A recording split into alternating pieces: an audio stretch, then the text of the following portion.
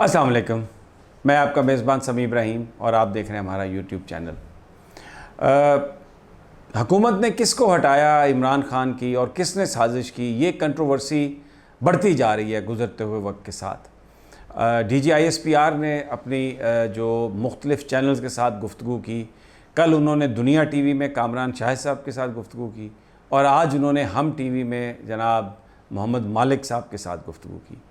اور انہوں نے کہا کہ مسلح افواج کا ہم یہ موقف دے رہے ہیں کہ کسی طرح کی بھی کوئی سازش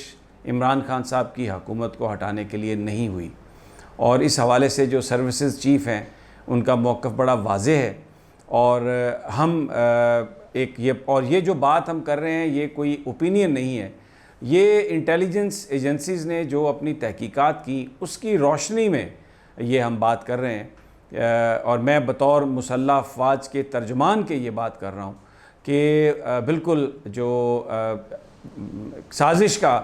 کسی طرح سے بھی کوئی ایویڈنس نہیں ملا اور کوئی سازش عمران خان صاحب کی حکومت کو ہٹانے کے لیے نہیں کی گئی۔ یہ ہم بیرونی سازش کا ذکر کر رہے ہیں۔ وہ جو سائفر آیا تھا، پاکستان کے جو سفیر تھے امریکہ میں، انہوں نے جو ایک لیٹر بھیجا تھا جس میں ڈونلڈ لو نے یہ کہا تھا کہ اگر آپ نے عمران خان کو نہیں ہٹایا تو پاکستان کو آئسولیٹ کر دیا جائے گا، پاکستان کو اس کی بھاری قیمت ادا کرنا پڑے گی، اور اگر عمران خان صاحب کی حکومت کو نو کانفیڈنس کے ذریعے ہٹا دیا جاتا ہے تو پاکستان کو معاف کر دیا جائے گا۔ اور جس وقت ڈونلڈ لو نے یہ بات کی تھی اس وقت نو کانفیڈنس موشن ابھی پیش نہیں کی گئی تھی۔ ڈونلڈ لو کی ملاقات کے دوسرے دن پاکستان میں ابرپٹلی یکایک اپوزیشن نے ایک تحریک عدم اعتماد پیش کی، اور پھر اس کے بعد جو کچھ ہوا وہ پوری قوم کے سامنے ہے۔ 2 دفعہ نیشنل سیکورٹی کمیٹی کی تب میٹنگ ہوئی تھی، اور اس میٹنگ کے بعد جو پریس نوٹ یا پریس ریلیز جو جاری کی گئی تھی، میں آپ کو اس کی تفصیل بھی بتاؤں گا، اور ایک بڑا انٹرسٹنگ جو ہیپننگ ہے وہ میں آپ کے ساتھ شیئر کروں گا کہ عمران خان جب وزیر اعظم تھے اور ان کے زمانے میں نیشنل سیکورٹی کمیٹی کی جو میٹنگز ہوئیں، ان کے جو پریس ریلیز جاری کیے گئے تھے، اب وہ وزیر اعظم ہاؤس کی ویب سائٹ پر نہیں ہیں۔ کس نے ان کو ہٹایا،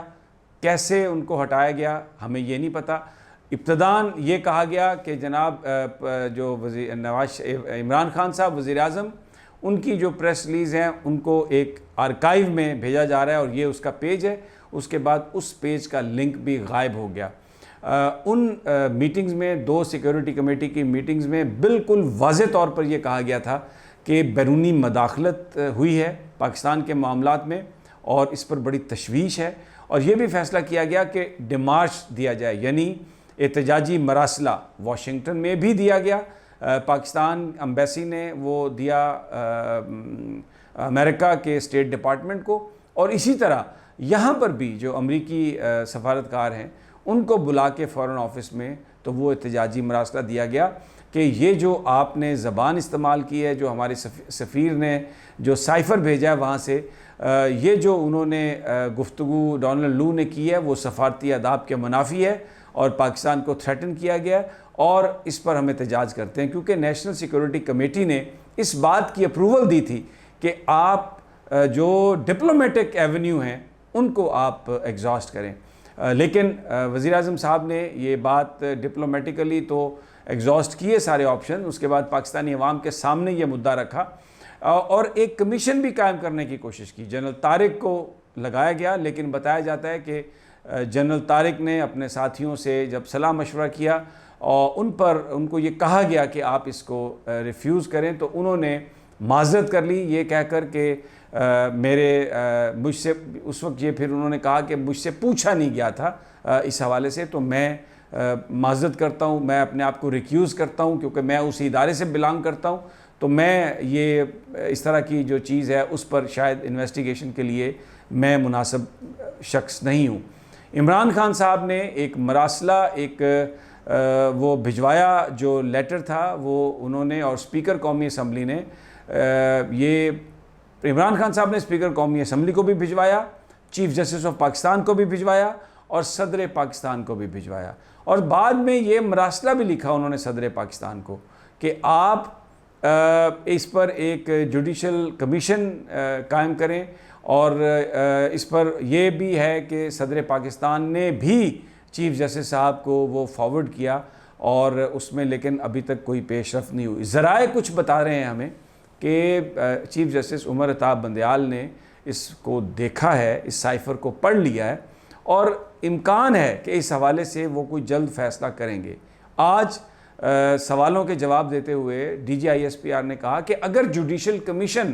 حکومت وقت بناتی ہے تو ہمیں اس پر کوئی اعتراض نہیں، ہم تمام جو ہماری جو ایجنسیز ہیں وہ ساری کی ساری اپنی رپورٹ پیش کریں گی، تعاون کریں گی، اور جو بھی کمیشن ہوگا اس کے ساتھ انویسٹیگیشن میں فورسز جو ہیں وہ تعاون کریں گی پورے طریقے سے۔ لیکن تحریک انصاف کے جو رہنما ہیں شری مزاری صاحبہ اور اسد عمر صاحب، ایک بڑا انہوں نے سوال اٹھایا ہے جو میڈیا پر بڑی شدت سے آ رہا ہے، سوشل میڈیا پر بھی وہ اس وقت گردش کر رہا ہے، وہ یہ ہے کہ یہ موقف میں تبدیلی ہے، کیونکہ مداخلت اور سازش میں بڑا تھوڑا سا فرق ہے۔ اور پھر D G I S P R نے یہ کہا کہ پاکستان کی فوج کو سیاست میں ڈریگ نہ کیا جائے، لیکن ابھی یہ ایک بہت پولیٹیکل معاملہ ہے، اور اس پر جو D G I S P R نے بات کی ہے، تحریک انصاف یہ سمجھتی ہے کہ یہ ایک سیاسی معاملے پر انہوں نے گفتگو کی ہے، اور اگر وہ یہ کہا جا رہا ہے کہ فوج کو سیاست میں نہ ڈریگ کیا جائے، لیکن دوسری طرف فوج کے ترجمان خود آ کر وہ گفتگو کر رہے ہیں جو بھرپور سیاسی ہے، اور جو بیسیکلی بینیفٹ جس کا ہے پاکستان کی موجودہ حکومت کو، مسلم لیگ نون کو، پی ڈی ایم کو یعنی پاکستان پیپلز پارٹی کو، اور تحریک انصاف یہ سمجھ رہی ہے، تحریک انصاف کا یہ کہنا ہے کہ یہ سیاست میں یہ ڈریگن خود ہونے والی بات ہے، سیاست میں آ کر یہ بات کرنے والی بات ہے، کیونکہ جو موقف ابھی D G I S P R نے دیا ہے تحریک انصاف کے قائدین کی نظر میں یہ پی ڈی ایم کا موقف ہے، اور یہ ایک بھرپور سیاست ہے۔ اور جوڈیشل کمیشن جو ہے وہ عمران خان صاحب کہہ چکے ہیں کہ جوڈیشل کمیشن ہمیں حکومت کا بنایا ہوا جوڈیشل کمیشن ایکسیپٹڈ نہیں ہوگا، ایکسیپٹیبل نہیں ہوگا، یہ چیف جسٹس آف پاکستان کھلی عدالت میں اس کی سماعت کریں، اور انڈیپینڈنٹلی اگر سپریم کورٹ آف پاکستان اس کی تحقیقات کرے گا تو قوم کو اس پر اعتبار ہوگا۔ یہ کنٹروورسی جو ہے یہ ایک بہت ہی عجیب انداز میں یہ سامنے آئی ہے، اور D G I S P R پچھلے 2 دنوں سے نیشنل میڈیا پر آ کر یہ بات کہہ رہے ہیں کہ یہ سازش نہیں تھی، یہ سازش نہیں تھی، اور تحریک انصاف یہ سمجھتی ہے کہ اب پالیٹکس ہو رہی ہے، اور اس سے پہلے جو گفتگو تھی یہ تھوڑا اس سے ڈیویٹ کیا گیا۔ جو حیرت کی بات ہے کہ وزیر اعظم ہاؤس کی پیج سے، ویب سائٹ سے وہ دونوں پریس ریلیز جو نیشنل سیکورٹی کمیٹی کی تھی وہ ان کو ڈیلیٹ کر دیا گیا، یا کہیں آرکائیو کر دیا گیا، ریموو کر دیا گیا۔ اگر آپ ان کی ویب سائٹ پر، پی ایم ہاؤس کی ویب سائٹ پر جائیں تو اب آپ کو وہاں پر سے وہ جو پریس ریلیزز ہیں وہ نہیں ملتی۔ اب کہا گیا ہے D G I S P R نے بھی کہ جوڈیشل کمیشن بنا دیں، لگ یہ رہا ہے کہ کوئی ایسی صورت بننے جا رہی ہے کہ اس کی کوئی نہ کوئی تحقیقات ضرور کی جائیں گی، اور جو ذرائع ہمیں بتا رہے ہیں کہ چیف جسٹس آف پاکستان اگر انڈیپینڈنٹلی کسی جج کو اپوائنٹ کرتے ہیں یا نمبر آف ججز کو اپوائنٹ کرتے ہیں اس کی تحقیقات کے لیے، اس کو دیکھنے کے لیے، تو شاید وہ تو تحریک انصاف کو ایکسیپٹیبل ہوگا، لیکن اگر شہباز شریف کی حکومت نے یہ سب کچھ کیا تو اب D G I S P R کے بیان کے بعد تحریک انصاف کے یہ قائدین کہتے ہیں کہ ہمیں اس سیٹ اپ پر، اس کمیشن پر، یا وہ جو بھی آپریٹرز بنائیں گے ہمیں اس پر کوئی اعتبار نہیں ہوگا، اس لیے کہ یہ ایسا لگتا ہے کہ اس معاملے کو ہش اپ کرنے کے لیے اور اپنے حق میں استعمال کرنے کے لیے یہ بات کی جا رہی ہے۔ تحریک انصاف یہ ڈیمانڈ کر رہی ہے کہ بتایا جائے کہ یہ انکوائری کس نے آرڈر کی، اس انکوائری کے ٹی او آرز کیا تھے، اس انکوائری کی رپورٹ کہاں پر پیش کی گئی، اس انکوائری میں کس کس سے بات ہوئی، کس کس کو سوال نامے بھیجے گئے، کون سا ایویڈنس اس حوالے سے دیکھا گیا۔ اگر ان سوالات کے جوابات نہیں آتے تو پھر بڑا سوالیہ نشان رہے گا اس سارے موقف پر، یہ کہنا ہے تحریک انصاف کا۔ اجازت دیجیے مجھے، انشاءاللہ اگلی ویڈیو میں مزید خبروں کے ساتھ حاضر خدمت۔ اللہ نگہبان۔